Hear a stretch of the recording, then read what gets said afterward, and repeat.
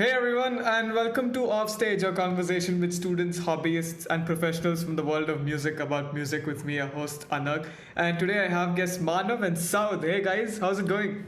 All right, bro. How are you? Very good. I'm doing great, thanks for asking. And I think for the first time so far in this whole series, we have two guests tuning in from somewhere that's not India. Or at least both guests are not tuning in from India. Yeah? Both of you guys are in Dubai. Yeah, nice. So to start off, could you guys give us a little bit of an introduction to yourselves, Manav? I'm Manav. I'm primarily based from Bangalore. I moved here a couple years ago for my studies, and now I'm the vocalist of two bands in Dubai, White Morgue and Callous Minds. Currently, this is Callous Minds. He is so yeah, major prog metal head. I listen to all kinds of music, but heavy elitist. But that's all right. Nice. And Saud, what about you? So I'm Saud. I'm the co-founder of Callous Minds, one of the original founders. I've been based in Dubai my entire life. I'm a Marathi. My kind of music is kind of like Manav, where it's all over the place, any genre, and mainly metal, but it goes with anything. Nice. So all metalheads in the house. Awesome. And I believe both of you are vocalists, that's right? Yeah. So one thing I want to know is how did the two of you get into music, and what made you realize like, oh, I want to take music up as, something I do seriously? For me, getting into music was relatively simple because my granddad was a multi-instrumentalist. Oh, okay. He could play like 15 instruments. My dad had no music skill whatsoever, but he had phenomenal music choices. So he got me into early hard rock, 80s hair metal at a very early stage. Like November Rain was the first song I'd ever heard as a baby. Nice. So I started off at that point. Growing up, I grew up listening to a lot of rock music, but then 2008, 2009, I dived into the EDM phase. I liked EDM to a point where I wanted to produce. I wanted to learn how to produce. That's when I started off. But then something happened in 2014, and I was like, this is not for me. And my dad handed me the CD for Metallica's Black Album, and he was like, get back into this shit. Nice. So I got back into it, and Metallica's Black Album in 14, I think so, was basically my start. When I moved, I was studying in school, and I joined the band thinking I could sing, and I know Vivum, right? TISB's Fest. Sorry, do I know who? You know Vivum, TISB's festival? Yeah. So I performed at Vivum in 2016 and 2017. Okay. And trust me, I didn't want to be in the audience if I was an audience. I think I was supposed to be at I don't remember which year, but I was supposed to come for one of the Vibums, and it might have been the 2017 one or 18, I'm not sure. Yeah, if you were 17, you would have seen me butcher Avenged Sevenfold on stage. So Avenged Sevenfold was my start to my singing career, so far away, and there's this one high note in the song where I completely went off note. Oh God. As expected. And then I moved to Dubai, and I started I looked back at the band and whatever happened in Vivum, and I was like, do I want to do this? I just started finding people and formed around 9 bands in Dubai. Like 9 bands? 8 bands over 1 year. The 8th band was White Morgue. 8th band was White Morgue, which clicked. So about 2 years with White Morgue, I learned everything I had to, and then I met these guys, and I'm with them now. Nice. So White Morgue is still going on, right? See, that's a very touchy topic. Okay. Because personally, for me, I'm not sure where it stands. There's a lot of music written, but nothing's taken a step forward. None of the other members have come up to taking a step forward. So if I don't know if it's over, but I don't know what's coming either. So it's in a stand-hold sort of place. I kind of get what you mean. I've been in a similar situation sort of before. Yeah. So yeah. And Saud, what about you? How did you get into music and all that? So my story is a lot shorter. My story actually starts in like around the 8th grade. So around the 8th grade in school, Victoria English School is where I studied. We got a sort of announcement that there's going to be a battle of the bands. And my initial start was actually covering, what was it? Demons by Imagine Dragons. And it was going to be this little duet, and I did it, butchered it, obviously. It was, oh God, it was dreadful. Yeah. Everyone's first performances are like the worst ones. It was the first few. Don't remind me, man. Because that was the start of like a cataclysm of each performance in school. So around that time in the 9th grade, me and Ahmed, the rhythm guitarist and lead writer of Callous Minds, we sort of formed this little group of ours. It wasn't known as Callous Minds. We had this joke name, Untitled Band 1, because that was what was announced stage at the next Battle of the Bands. And we started doing covers. We started doing Enter Sandman. We did Nothing Else Matters. At some point, Ahmed and a few other people would collaborate in school, and they would do stuff like Psychosocial. They used to do medleys of like the entire And Justice for All album by Metallica, and also Master of Puppets. And at some point it took a turn where I started to take things vocally with them as well. So we started doing Nothing Else Matters was one of the first songs I did vocally, and it was supposed to be Struggle Within as well. And after that point, we started taking things outside of school, and we just kept performing, kept trying to do whatever, wrote a very demo album. And then it progressed into a band, a final group. Instead of just some random Untitled Band 1, we went through like 6-7 names. And we finally, around, I think, March 2021, finally decided on Callous Minds. We started writing the album, which is now removed, retrospection. And we pushed it out, and then I met him back in October? No, it was November. It was November because you weren't there for the Personality House. Yeah, November. Yeah, so it was in November, where we had already performed a few times live at Melody House, at Philly's Flogs, stuff like that, open mics. And then he joined in. We had a whole EP and Insomnia ready, essentially. Vocals need to be tracked, and then everything took a switch. And since then, yeah. And I remember Manav announcing that he was joining Callous Minds. Back last year. That was a big moment for us. Huge moment for us. As if we continued the way we were just going to keep going down and down and down. So speaking of Callous Minds, now let's get into the backstory of Callous Minds. So the first thing I want to ask about the band is, where'd the name come from? Where'd the name come from? Everyone in the band has their own sort of opinion or take on how the name represents themselves. But a sort of distinguished, a relation that everyone has within the band is Callous. Callous in itself is along the lines of being fractured, something being broken, hardened, something that's always been either taken advantage of, destroyed, beaten down, stuff like that. And the reason the word callous even came to existence was when Mayur used to, our drummer, when Mayur used to play and like beat himself up just to practice Art of Dying by Gojira, for example, he would start to actually have calluses on his fingers. So that name just stuck immediately.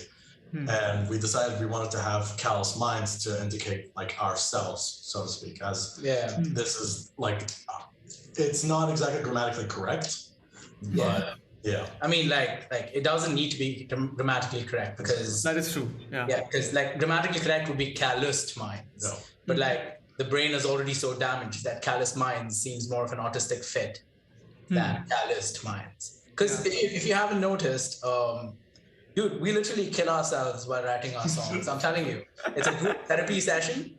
It's a massive therapy session. We're sitting down, we're crying, we're talking about our lives, and lyrics just flow. Like, I mean, that's one way. It works. It works. And you can tell that that's a name that sticks. It feels like one of those names that you're like, oh, sounds like something that's familiar. Not one of those names where it's like, okay, like what is that? Doesn't feel. It's not one of those names that doesn't feel like it's gonna stick, and it doesn't. A lot of bands I've seen that where the name just doesn't sound right. But yeah, I like the different perspectives people have and what went into it, went behind the name. And one more thing I want to know about the band is, could you tell us, the viewers especially who are hearing about you guys for the first time, what kind of music does Callous Minds make? And a little bit about what the band does. We are primarily focusing on progressive metal because, personal opinion, I think a lot of members in the band feel like this, where progressive metal is one place where you can take elements from literally every instrument to have ever existed and put it in to express what you're feeling. Right. So in terms of progressive metal, again, it's a massive genre. So there's a wide spectrum from Opeth to Gojira to Devin Townsend to freaking, I don't know, man. There's a lot of bands with a lot of different sounds, to Periphery. Our goal over here is to merge them all into one, to make it feel like progressive metal is an entity that has been split over the years, but through our music at least is being brought back together without the discrimination of this is this prog metal, that is that prog metal. Because prog metal in itself is very niche. Might as well attract everyone from the prog metal spectrum into our music. Fair enough. And so far, the band has released 2 singles, if I'm not wrong, which is Insomnia and Pool of Lies. And again, correct me if I'm wrong, but it's available on all streaming platforms. Anyone can check it out. So could you guys give us a little bit of an insight to those songs that have come out, what they're about, and a little bit behind the process that went into making them? Depression, man. Oh, good God, we were in a bad place. Straight depression. Oh, God. Where do you want to start? Insomnia? We'll start with Insomnia. The first song that came out. Let's start with that. So Insomnia has been in the works since, like, I want to say October or November, after we dropped the album. And for me personally, it was always about one specific phrase, which is in French, l'appel du vide. I think that's how you pronounce it. It's the call of the void. The first line in the chorus is, if I was called by the void. I've had this immense sort of relationship with what I like to call the void, which is essentially when, like, I zone out, I essentially lose where I am in the day. Like, hours could go by, people are calling me, worrying sick about me, where have you been, stuff like that. And I can't seem to get out of it. And it was with Insomnia, I wanted to put that as if I was speaking to someone. And that someone is a person in my life who actually would help me with these things, with the call of the void. And it was, I don't know, it was almost like just a chaos we wanted to capture with Insomnia, especially with both of our vocals tracked on top of each other, layered. You hear all these voices, in the chorus especially, you hear all these different layers of our voices. And it's supposed to be just this. I don't know, man. Like, Insomnia as a whole, from the second it starts, it tries to talk. It's the voices in your head that the rest of the world doesn't hear. Like, even when you start listening to the song, there's a whole intro section where there's a lot of noises in your head that the world doesn't hear. And these are noises that we would experience. Like that. A lot of people. That would be the void, essentially. Basically. That intro to Insomnia would more often than not be what I could just focus on. I think it's very human to experience those things. And I think a lot of people can connect to it and relate to it. Literally. So that was with Insomnia. Insomnia wasn't supposed to be the way it was. Insomnia has its whole writing story. Oh, God. Insomnia was supposed to be a Metallica load, reload. Straight out of Fixer. Yeah. Literally a Fixer copy. And then I joined the band and I was like, nah, this. Michael Bay section. Literally, this 2-minute piano solo. That was me. That was, whatever. Coming to Pool of Lies. Pool of Lies was another level of depression, honestly. Pool of Lies was... say it? No, say it? What? the whole story? Yeah, go ahead. Okay, cool. Shoot. So both of us had gotten out of our respective relationships.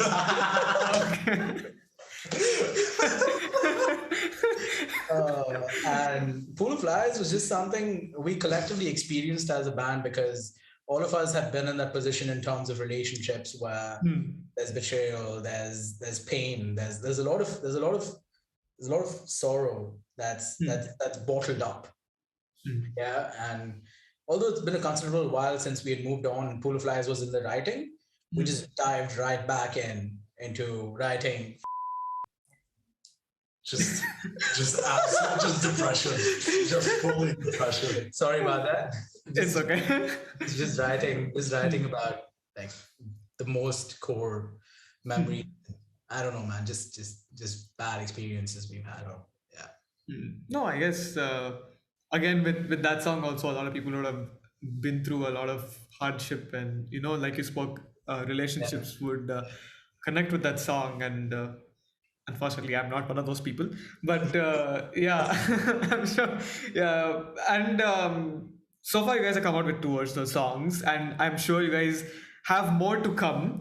A lot. So can we get a little teaser into what's to come from Callous Minds? Right now, Yeah. can I share my screen for that? Oh, you want to share screen? I was just going to ask if do we have dates, or Oh, do we okay, have that way. Okay, yeah, cool, that cool, way. cool. Yeah. We have a song releasing this month. Okay, nice. We have a song releasing next month. We have Okay. a song releasing 3 months from that. Sorry, 2 months from that. 2 months from now. Hmm. We have 4 singles coming up, approximately. Okay, are they all going to be pulled together in an EP? Okay, fair enough.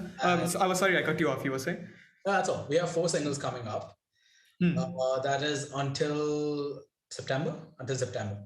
Four singles. Yeah, September, October. Yeah. And then we'll have an album with 11 new songs dropping Feb next year, which Wow. has already been written. God willing. Hopefully no delays. Yeah, hopefully Feb, but around the schedule. Feb, March, May, somewhere there. Nice. Yeah, man. It's great you guys have it all planned out, and you've already written all the songs, as you said. So I think all the viewers, including myself, should keep up with you guys and see what you guys have in store for all of us. Yeah. Right? I mean, have in store for all of us. Yeah, and my English, my God. But one more question I have for you guys is, as a band, do you have a highlight of since when the band started till now? Has there been a highlight of the band which is like I wouldn't say defining moment, but just a highlight? And also, if you guys have a highlight in your personal musical journeys that you've had so far. That's well.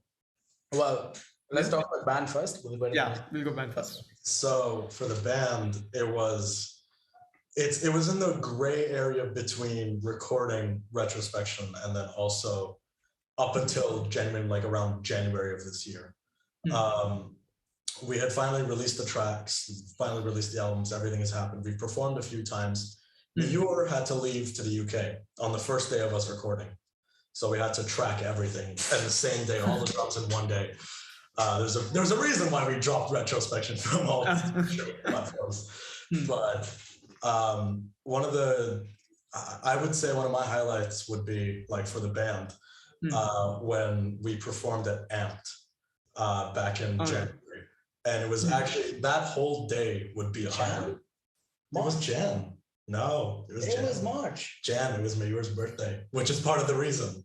We dropped Insomnia in March. No. It was. We played, hang on, are we getting a flex mate? Wait.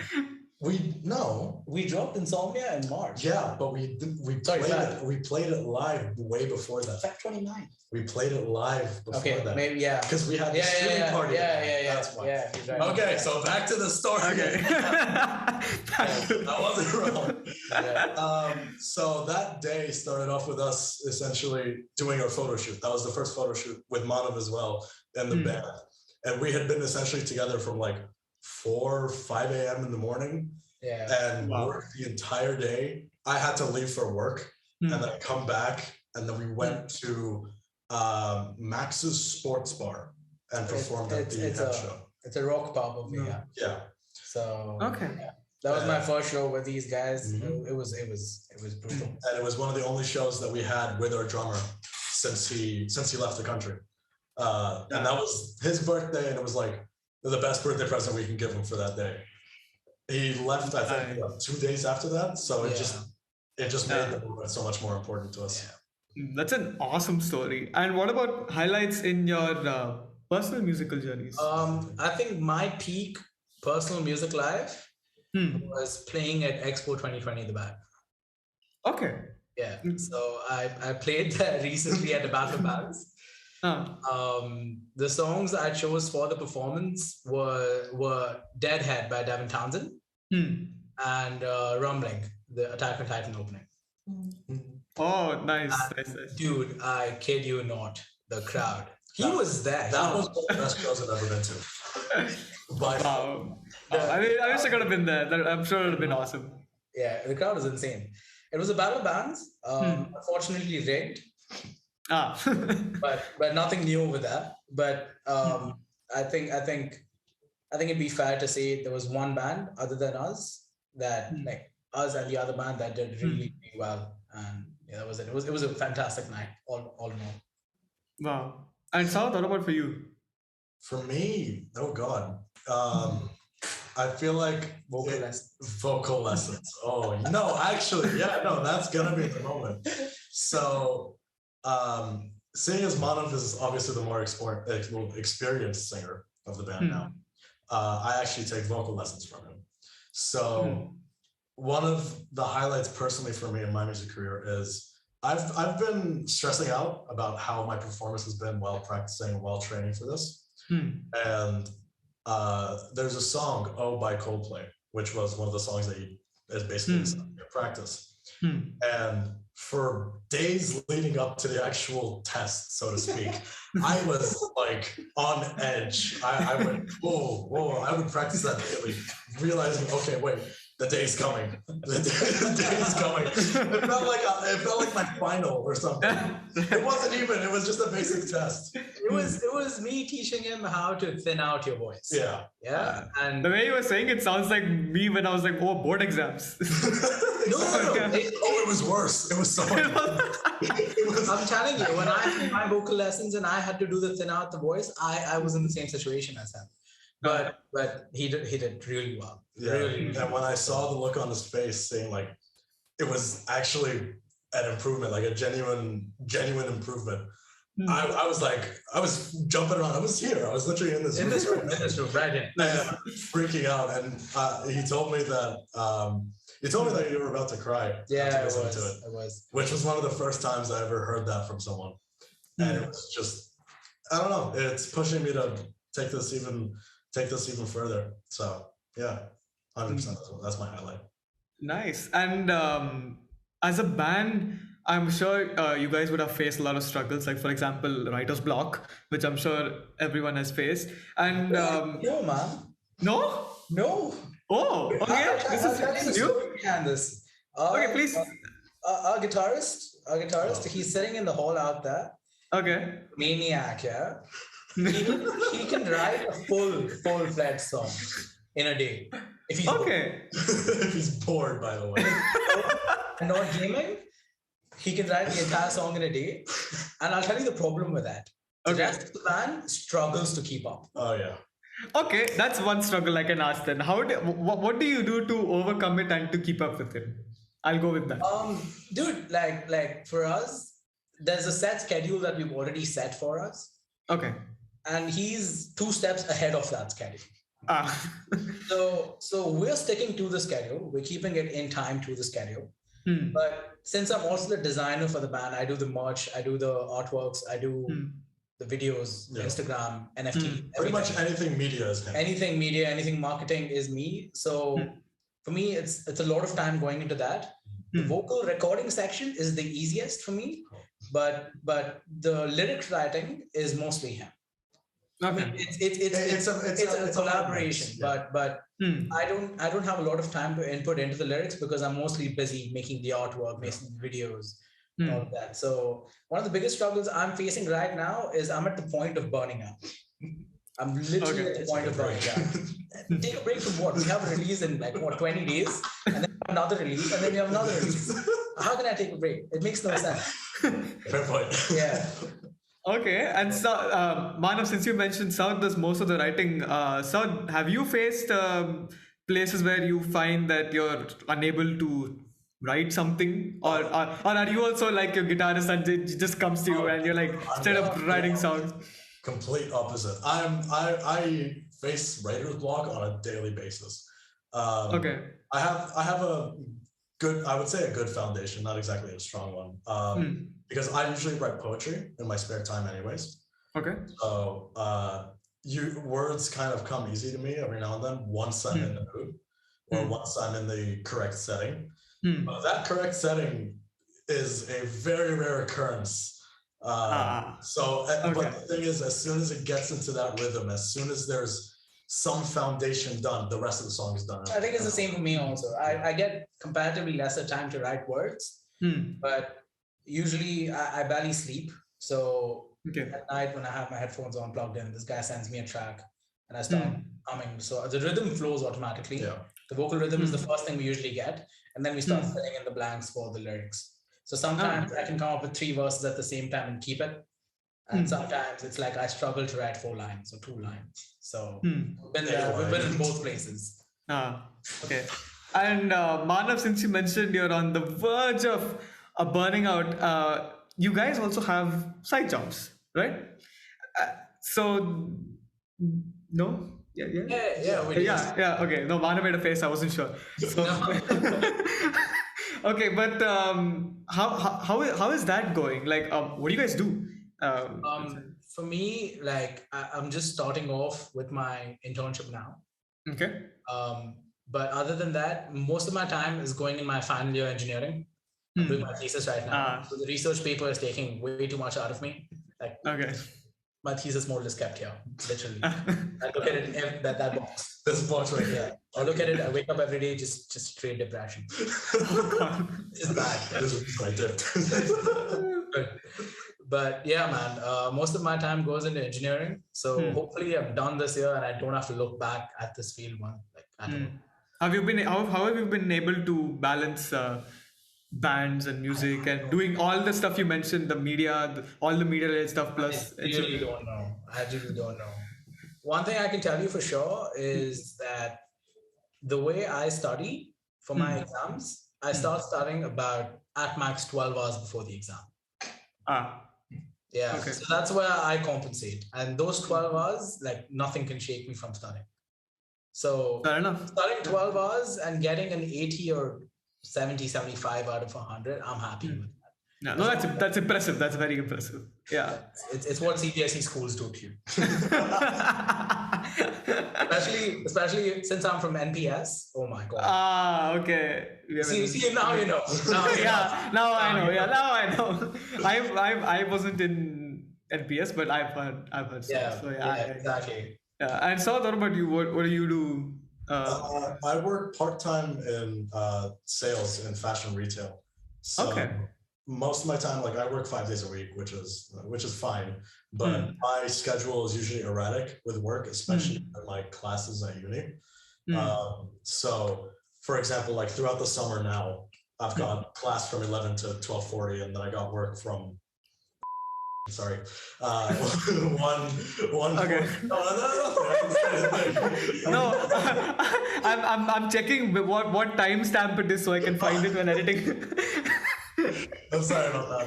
It's okay. So I usually have work for the next 4 hours immediately, and after that point, I'm able to come to Manav's, even though he's like 40 minutes away. Yeah, we stay in different cities altogether. I work in Sharjah. He lives at the end of Dubai. So it's a hassle, but we try to at least dedicate 1 day a week, if possible, to either discuss music, to discuss the band, to discuss what projects we have next. If we have writing or recording on a specific day, like strict restrictions on each one of us. And then we get the job done. We're able to, thank God. Like lyric writing for me, at least like me and Ahmed are in the same university. So he just comes by sometimes when we both have university on the same day. Okay. And That's how just Pool sitting was sitting down in university and finishing up lyrics. That's how Nice. that's how Pool of Lies. That's how Pool of Lies even started. We met Ah. after university. I came by after being locked out on my own. That's a whole story in itself. Yeah, they didn't accept me because of my past or something. I don't know. Okay. And okay, continue. Sorry. And we just met up like 2 or 3 times that same week at the University of Wollongong, and things just started clicking ASAP. And we got the song lyrically done in like, I want to say 4 to 5 days. Yeah, maybe. but I think nice. the biggest struggle we had on Pool was the production, which was in-house. Okay.